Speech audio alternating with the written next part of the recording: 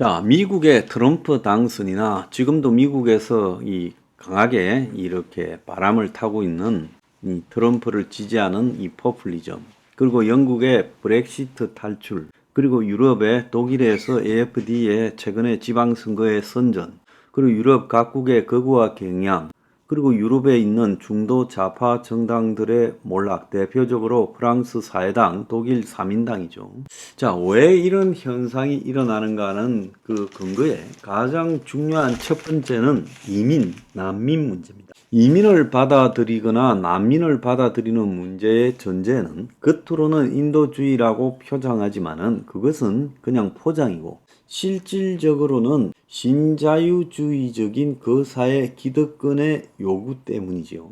그래서 질 낮은 이 노동자들을 계속 유입시키고자 하는 이 신자유주의적인 정책. 왜 신자유주의적인 정책이라는가 하면 세계화, 그리고 국경의 개방이 신자유주의의 핵심이었죠.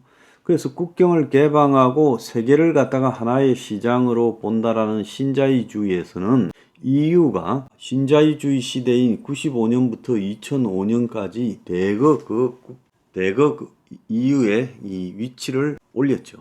그러면서 EU 내부에서는 자본, 노동, 상품이 자유롭게 이동하도록 만들지 않았습니까? 자, 그러다 보니까 점점 이 난민이나 이민에 대해서 관대한 것처럼 이야기하는데 그 문제의 실질적 이면에는 이 값싼 노동력을 수입해 쓰자라는 요구가 있었죠. 기득권에요. 그런데 그 사회의 대다수를 차지하는 중산층이나 서민들 입장에서는 값싼 노동력이 밀려들면서 자신들의 노동의 가격도 낮아지고 또 이 국가가 하는 복지 정책도 그들에게 낭비가 되고 또 한편으로 어떻게 보면 더 중요할 수도 있어요.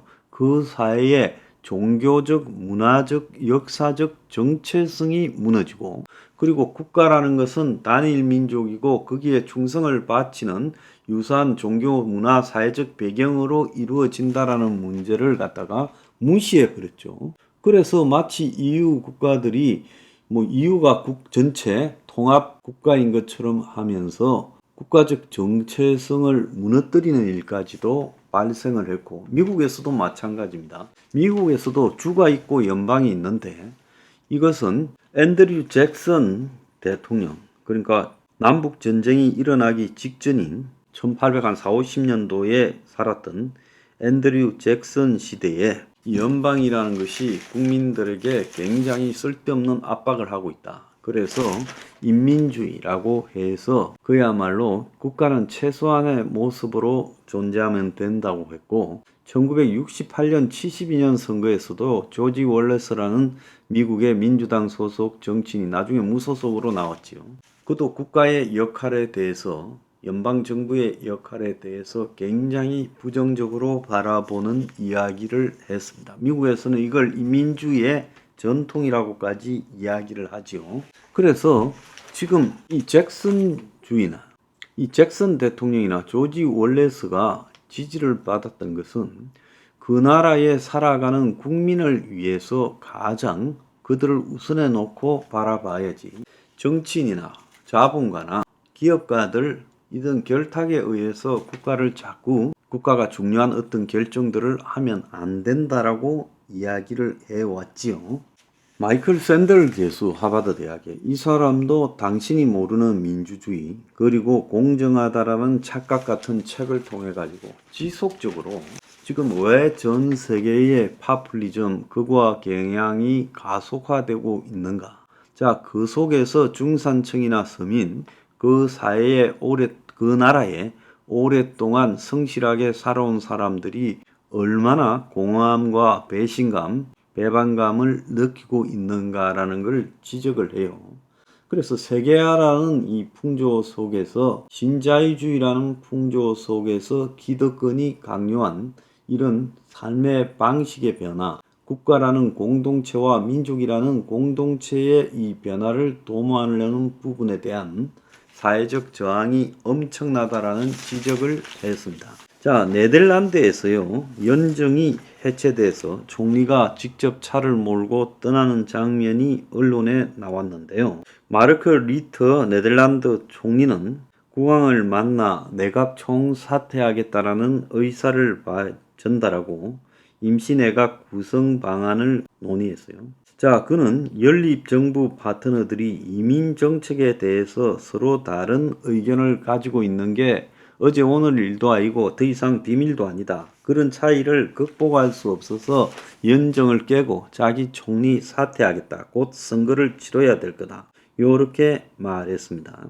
네덜란드는 보수 성향의 자유민주당을 주축으로 진보 우파, 진보 성향, 중도 우파 성향, 그리고 기독교 연합당 등 4개 정당이 연립정부에 참여를 해왔는데 난민 정책에 대해서 이야기를 해왔는데 극심한 의견 분열로 결국 연립정권을 해체하게 됐어요. 이 다수당인 자유민주당은 한계에 다다른 이민자 수용시설 관리를 위해서 난민과 이민의 유입을 제한해야 된다 했지만 같이 연정에 들어있는 진보 성향 정당들이 강력 반발해서 지금 이게 깨지게 됐다는 거예요. 리터 총리는 전쟁 난민의 입국을 매달 200명으로 제한하고 이들이 자녀를 데리고 올라갈 때는 최소 2년을 기다리게 해야 된다 했다가 거절당했어요. 그래서 네덜란드가 포용의 나라라고 하면서 영국에서 이 성공회가 지배하면서 거기에 이 장로교나 이런 위건호 같은 그런 개신교 신자들을 대거 데리고 왔지요.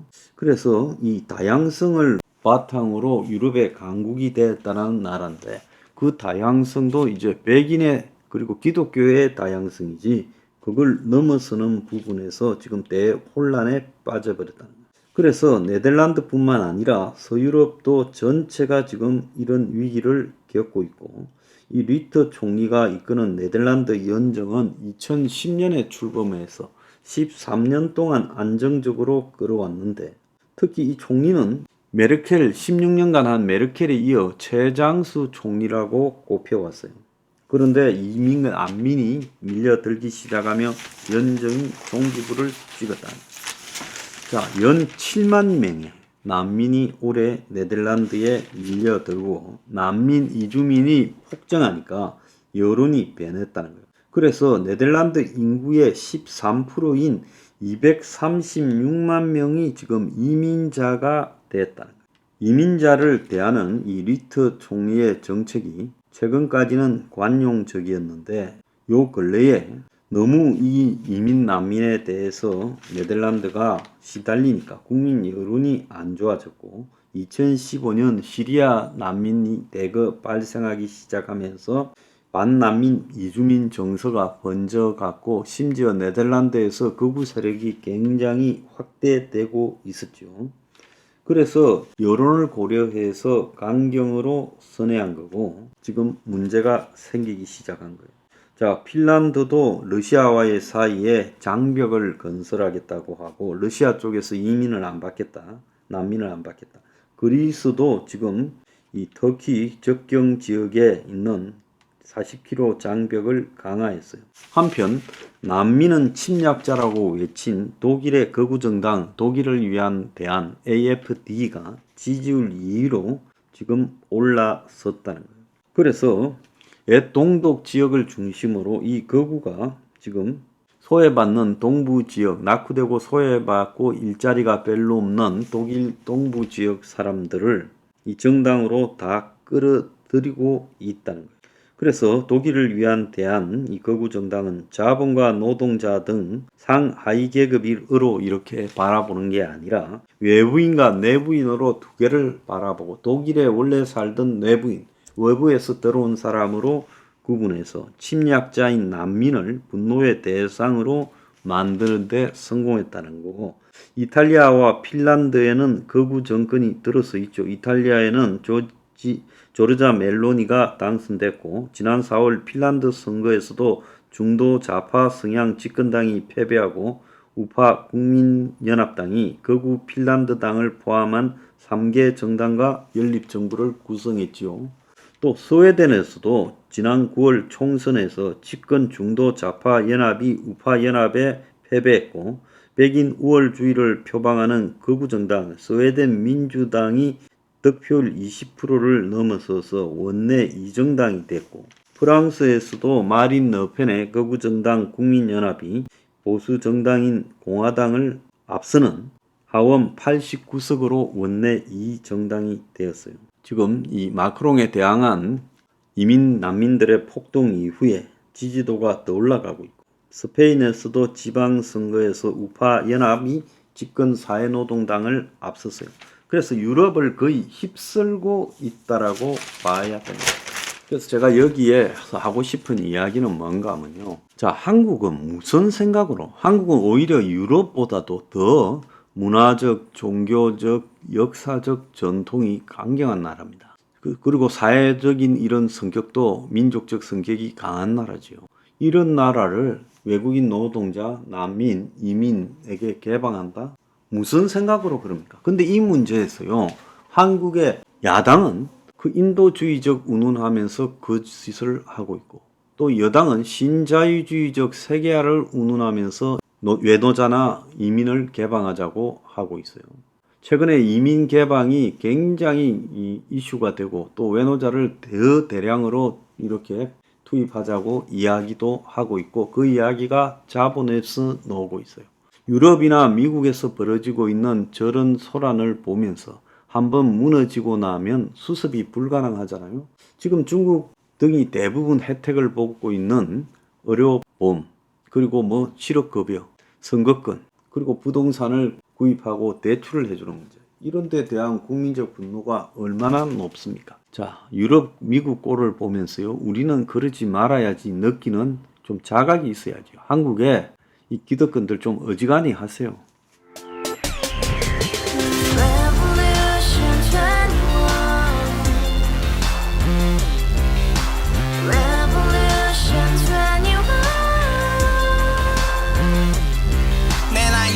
월세 30 코인빚만 300 서울에 온 지 벌써 10년 아둥바둥 버텼지만 여전히 난 반지 하에 제왕 곰팡이 연문제약 내비랑 깡통망통 완전히 폭망 고시원 창문만큼 작아진 내 꿈 연애 결혼 내 집 모든 게 헛꿈 1년 전 떠난 여친 울며 말했지 같이 살자 평생 가본 게 꼬꼬꼬라지 가바후스 700 나도 소유주 가바후스 700 나의 소유주 택시기사 우라부지 마트캐셔 울어문니 우리 집안 다 털어봤자 후줄 그래 개선민 내 미래 거기서 팍 끝난 거지 팍더 이상 노력 따윈 괴물이 스펙 찾아서 말리 비오는 날 알바 잘려 맨날 학원 날 개쳐 발려 밤비 내리는 양화대교 홀로 걷고 있을 때 현수막에 아로 새겨진 평당 700짜리 아파트 다같이 소리 질러 혁명 21 가바후스 700 나도 소유주 가바후스 700 나의 소유주 Together in the house, brand new day, and your dream had just begun. Revolution 21, only open happiness. 너의 곁에 내가 영원히 함께. 지금까지 정치인들 입만 열면 찝찝찝 개소리 멍멍멍 쳤다 하면 뻥 잘난 부모 만나 잘난 학교 나오면 뭐 하나 우동살이 꽉 찬 대가리 깡통 소리 텅텅 저 푸른 초원위에 그림 같은 집을 짓고 평상사천 팔면 뭐해 평생 살 수 없는 집 내 미래 내 꿈 희망 괜 살아나는 집 우리의 미래 혁명 21